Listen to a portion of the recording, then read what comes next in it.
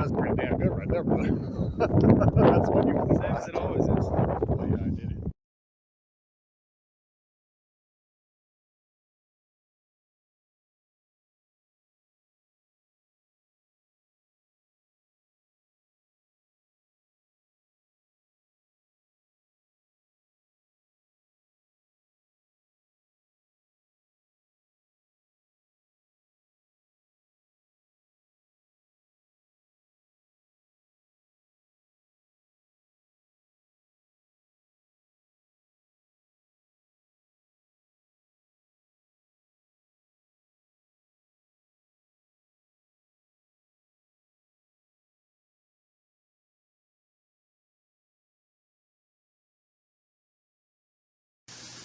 Hello, my name is Kenneth, and the date is January 27th, 2025. This essay is about my accidental involvement in the Martin Luther King assassination case.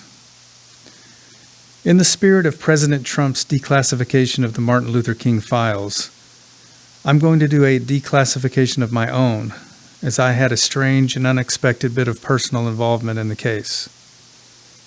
In the mid-1990s, one of the first jobs I had after graduating college was to work for a law firm in Memphis, Tennessee, videotaping depositions for $7 per hour. This job was mostly boring, but once in a while I would get to watch some very interesting testimony from witnesses associated with relatively high-profile cases. The most interesting of these by far, however, was when I got a call that informed me to show up at a psychologist's office to videotape a hypnotism.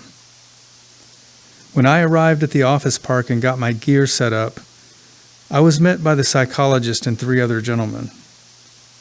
One of these was strangely familiar to me, and I soon realized it was William F. Pepper, the attorney for James Earl Ray. It was explained to me that I'd be videotaping the deposition of a witness related to the Martin Luther King assassination. In addition to me and William F. Pepper, there was another attorney who was quite old at the time, at least 75 to 80, the psychologist and the witness, who was a man of approximately 60 years of age, though these things are difficult to judge for a man in his mid-20s.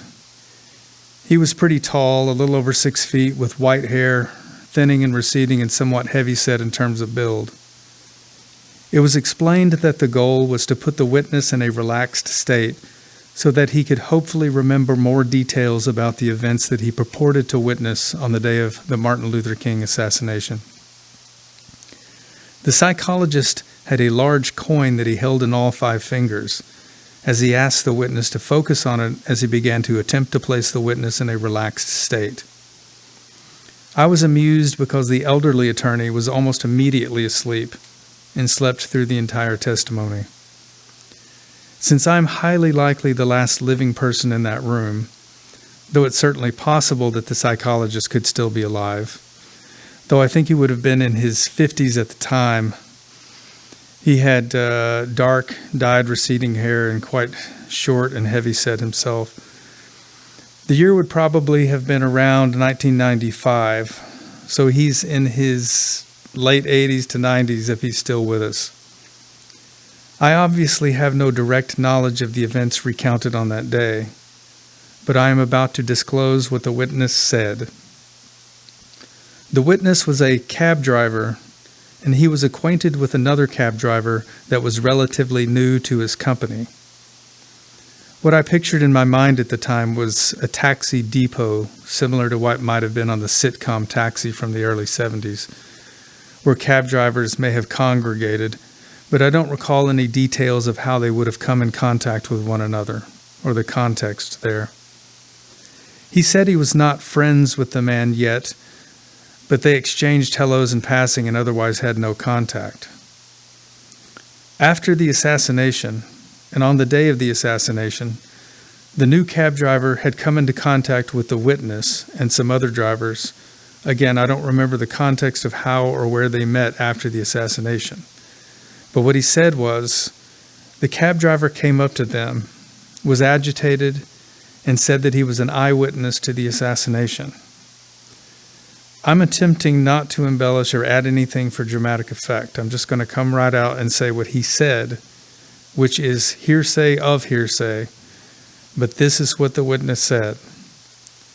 He said that the new cabbie told them that he heard the gunshot and saw a man step out of the bushes along a fence with a rifle and get into the passenger side of a police car, which then drove off. The psychologist asked the witness if he had seen the new cab driver after that day, and the witness said, no, he never saw him again, and he, and I quote word for word, heard they throwed him out of a high-speed car. The reason this last quote sticks with me is that I remember thinking that it was an odd way to phrase it, and that I probably would have said, thrown out of a car at high speed. Now you know what I know for all that is worth. I signed a non-disclosure at the conclusion of the session and handed over the videotapes to William F. Pepper. It was my general policy to keep the videotapes, and my company would make copies of those tapes for profit, as that was the business we were in. Sometimes several different attorneys would order copies of the tapes, and we would charge each one for every tape, and I would spend time making these copies and shipping them out as part of my job. In this particular case, and this is the only case, I had to turn over the tape to William F. Pepper. Some years later, I recall seeing a news report of a police officer on his deathbed admitting to some involvement in the assassination, which corroborated this witness's story. But I tried to find some record of this with browser searches and could not find any mention of it, at least on the first few pages of search data that I looked for. I'm sure I recounted at least the overall experience, if not the content, with roommates and others over the years, though I had no reason to either believe or disbelieve the testimony. The witness was clearly a man of relatively limited education, but certainly did not seem to be unreasonable or anything other than attempting to be truthful. Since Trump has declassified the MLK files, you now have my information to go along with it. Good luck to us all.